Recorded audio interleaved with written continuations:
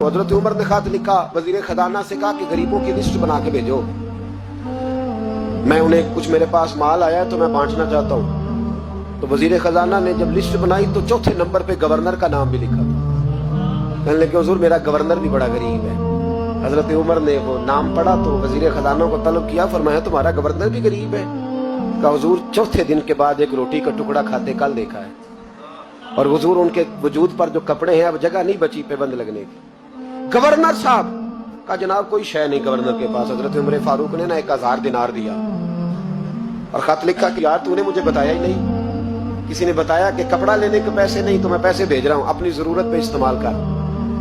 वो गुलाम पैसे लेके आया, दरवाजे पे दस्तक हुई तो हजरत सईद बिन आमर की ज़ौजा कहने लगी कौन है?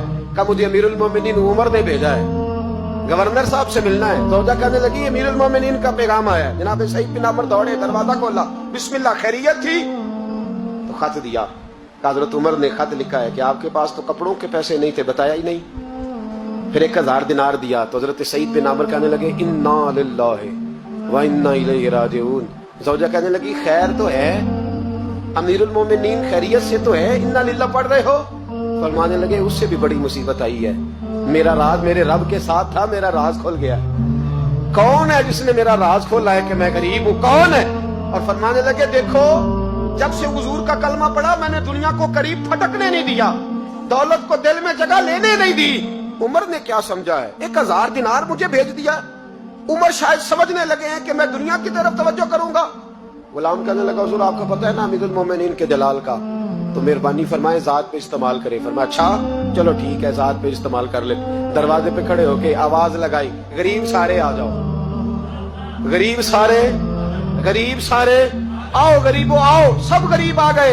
1000 दिनार वहीं बैठे बैठे बांट दिया। खादम कहने लगा हुजूर ये क्या है? फरमाया तुमने कहा तो था जात पे खर्च कर लो, ये मैंने जात पे खर्च किया है, जब सुबह कयामत में जाऊंगा तो ये पैसे मेरी जात के काम आ जाएंगे, ये मेरी जात के काम आएंगे, जात पर ही तो खर्च किया है। वो गुलाम कहता मैं वापस आया, हजरत उमर से आके कहा कि सईद तो बड़ा आला है।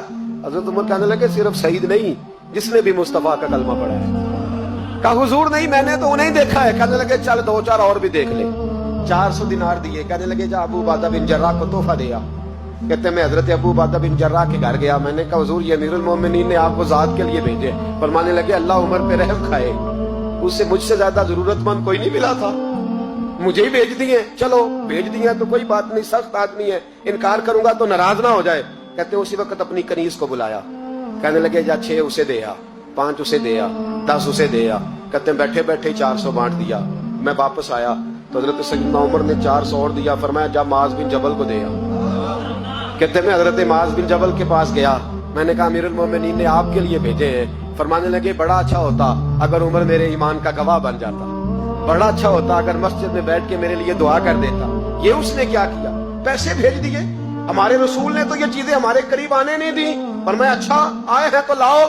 दरवाजे पे बैठे बांटने लगे, सारे बट गए तो बीवी ने अंदर से आवाज दी, कहने लगी हुजूर 2 दिनार अगर दे दे तो मैं आपके लिए और अपने लिए एक कुर्ता ले आऊं 2 दिनार। तो फरमाने लगे ओ भली मानस तूने देर कर दी, अब तो सारे बांट दिए, जरा पहले बताती तो दे देता। तो वो गुलाम कहते मैं बाहर खड़ा सुन रहा था, बीबी कहने लगी आपकी मेहरबानी मुझे बहलाए ना, मैं पहले भी कहती तो आपने फिर भी नहीं देने थे, मुझे पता है मुझे बहलाए ना, आप पहले भी कहती तो आप मुझे और रंग में बहला देते। वो शख्स कहता है मैं वहां से चला, हजरत उमर के पास आया, कहने लगे ये किसी और को, मैंने हाथ बांधे, मैंने कहा हुजूर मैंने आजमा लिया है, जिसने भी मेरे रसूल का कलमा पढ़ा है दिल से भी पढ़ा है रूह से भी पढ़ा है, मैंने आजमा लिया है, मुझे किसी आजमाइश की मजीद जरूरत। अपनी सोचों पे दीन को बिठाएं।